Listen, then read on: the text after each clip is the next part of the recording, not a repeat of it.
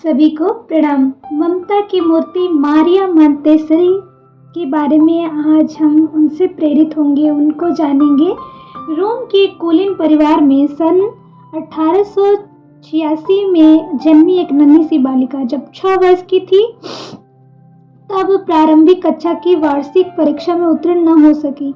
उसे अपने पाठ याद ही नहीं होते थे। उसके माता पिता और शिक्षक उसकी ओर से बहुत निराश होते जा रहे थे, परंतु कौन जानता था कि उसके जीवन में एक बहुत बड़ा मोड़ आएगा और उसे अपने जीवन को ध्येय की प्रतीति छुटपन में ही हो जाएगी। वह नन्ही सी बालिका थी मारिया मोंटेसरी, एक ऐसा नाम जिसे संसार का हर पढ़ा लिखा व्यक्ति जानता है, एक ऐसा व्यक्तित्व जिसका स्मरण करते ही ममत्व जाग उठता है और जिसके प्रति संसार के प्रत्येक बालक का मस्तिष्क श्रद्धा से झुक जाता है। एक दिन मारिया को ज्वर हो गया। ज्वर बढ़ता गया और उसने इन्फ्लुएंजा का भीषण रूप ले लिया। डॉक्टर बुलाया गया और जब मारिया की माँ ने डॉक्टर से अपनी बच्ची का हाल पूछा तो डॉक्टर ने सिर हिलाकर कहा, बुरी से बुरी परिस्थिति के लिए तैयार हो जाओ। माँ की आंखें सजल हो गई। बेटी ने यह देख लिया और बात को ताड़कर बोली, माँ तुम बिल्कुल चिंता मत करो, मैं मरूंगी नहीं। मुझे तो अभी संसार में बहुत सा काम करना है। और सचमुच दृढ़ इच्छा शक्ति के बल से मारिया का ज्वर छूट गया। वे स्वस्थ हो गई। इतना ही नहीं, उनकी बुद्धि के कपाट भी खुल गए और इस बार मारिया ने अपनी कक्षा में प्रथम स्थान प्राप्त किया। माता पिता ने सुझाया कि वह अध्यापिका बने। 18वीं सदी का वह जमाना, इससे अधिक कुछ कल्पना ही नहीं कर सकता था कि स्त्रियां पढ़ लिख कर अध्यापिकाएं बन जाएं। परंतु मारिया के मन में कुछ और था। उन्होंने निश्चय किया कि वे इंजीनियर बनेंगी और 14 वर्ष की अवस्था में वे लड़कों के तकनीकी स्कूल में भर्ती हो गई। परंतु अकेली मारिया ही तो अपने भविष्य का निर्णय नहीं कर सकती थी। नियति उनके मार्ग में आकर खड़ी हो गई और अगले वर्ष उन्होंने गणित छोड़कर जीव विज्ञान का अध्ययन कर दिया। मारिया रोम विश्वविद्यालय की मेडिकल कॉलेज में भर्ती होने के लिए गई। स्कूल के डीन प्रोफेसर गाइडो बेसिली उन्हें देखकर केवल इतना ही बोले, असंभव। किंतु मारिया अपनी हट पर अड़ी रही और अंततः उन्हें स्कूल में प्रवेश मिल गया। बात का अंत यही नहीं हुआ। उन्होंने योग्यता के आधार पर छात्रवृत्ति प्राप्त की और अपनी शिक्षा का भार स्वयं उठाया। लड़कों के स्कूल में अकेली लड़की हमेशा अपने सहपाठियों के व्यंग्यों का शिकार रहती थी, पर अंततः जीत मारिया की हुई। वे इटली की प्रथम महिला डॉक्टर बनी और उन्हें रोम विश्वविद्यालय के मनोवैज्ञानिक उपचार गृह में प्राध्यापिका पद प्रदान किया गया। अब इस प्रसंग में उनका संपर्क पागलखानों के साथ हुआ। वहां उन्होंने देखा कि कुछ अविकसित और उद्यमी बच्चे भी पागलखाने में रखे जाते हैं। उन्होंने प्रयत्न करके डॉक्टर बेसली को इस बात के लिए राजी कर लिया कि उन्हें अविकसित बच्चों के सुधार के लिए एक प्रायोगिक विद्यालय चलाने की अनुमति दी जाए। उनके प्रयास से ये बच्चे बहुत ही शीघ्र सुधर गए और उनमें से अनेक सामान्य बालक की अपेक्षा अधिक बुद्धिमान और परिश्रमी सिद्ध हुए। उन्होंने देखा कि इटली के स्कूलों में सबसे अधिक बल इस बात पर दिया जाता है कि बच्चे अधिक से अधिक शांत बैठे रहें और अपने शिक्षकों का उपदेश सुनते रहें। उन्होंने खुलेआम इस विचार की आलोचना करनी आरंभ कर दी। उन्होंने कहा कि बालकों में उपजत प्रतिभा एवं शक्ति होती है, उन्हें सक्रिय जीवन व्यतीत करने की अनुमति दी जानी चाहिए। चुपचाप बैठे रहने से उनका विकास नहीं हो सकता। शिक्षकों को चाहिए कि वे बालकों के प्रत्येक कार्य का बारीकी से अध्ययन और बालकों को समझाने का प्रयत्न करें। वे यह देखें कि बालक का विकास किस रीति से हो रहा है और बालक की भीतरी शक्ति का प्रवाह किस ओर है। अविकसित बालकों पर सफल प्रयोग करने के पश्चात मारिया मोंटेसरी रोम विश्वविद्यालय में नेतृत्व शास्त्र की प्राध्यापिका बनी और 7 वर्ष तक उन्होंने इसी पद पर काम किया। अब वह समय आ पहुंचा जब नियति द्वारा निर्धारित कार्य करने का उन्हें सुअवसर प्राप्त हुआ। रोम की लोरेंजो नामक कुख्यात गंदी बस्ती ने उनका ध्यान अपनी ओर आकर्षित किया। इस गंदी बस्ती का हाल ही में पुनरुद्धार हुआ था। कच्चे झोपड़ी गिराकर पक्के मकान बना दिए थे।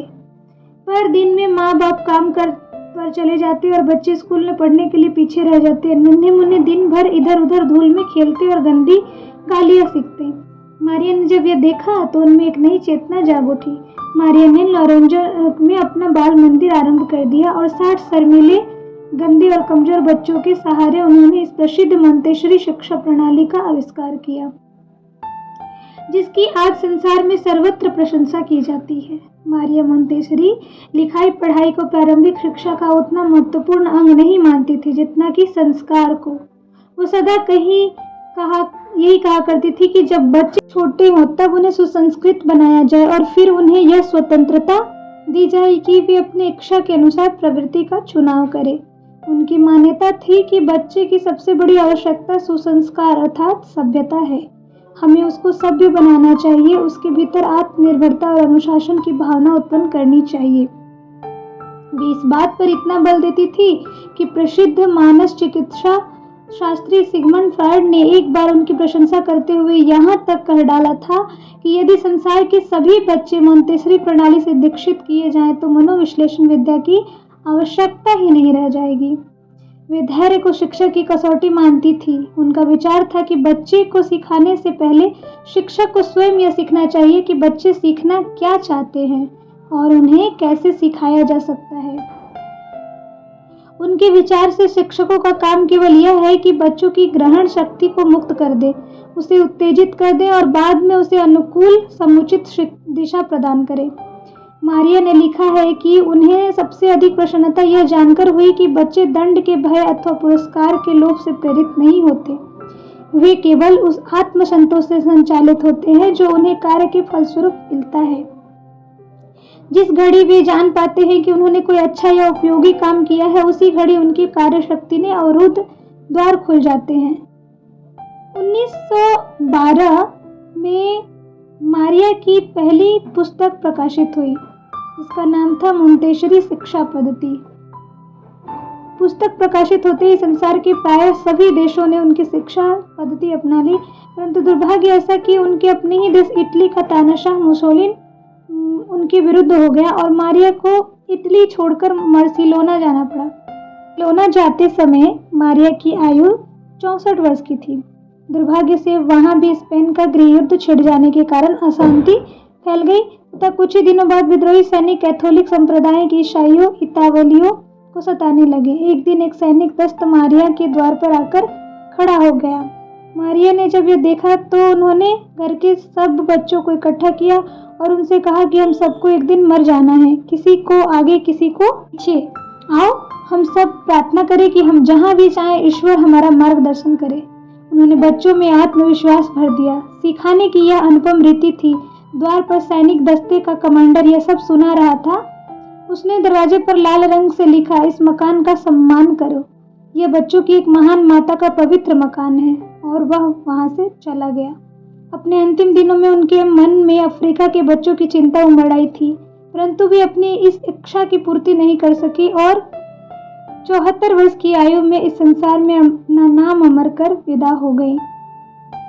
मारिया मोंटेसरी की इस समाज सेवा भावी पीड़ा जिसके लिए वो बचपन से ही हमेशा आगे बढ़ी, उससे हमें शिक्षा मिलता है कि हम भी एज ए शिक्षक, एज ए माता पिता, हम जो भी समाज में जिस भी वर्ग में अपने बच्चों को संस्कारित बनाएं और उन्हें जो अंत में उन्होंने एक प्रार्थना करी कि हम जहाँ भी जाएं ईश्वर हमारा मार्गदर्शन करे। हर वक्त एक समर्पण सरेंडर का भाव कि हमारे पीछे हमारे ऊपर कोई है और उसको सरेंडर करके हम आत्मोन्नति करें, अपना सुधार करें। और आत्म सुधार संसार की सबसे बड़ी सेवा है। एक एक लोग सुधरते चले जाएंगे तो सतयुग यानी अच्छा योग, अच्छे दिन तुरंत आ जाएंगे। सभी को प्रणाम, धन्यवाद, राम राम।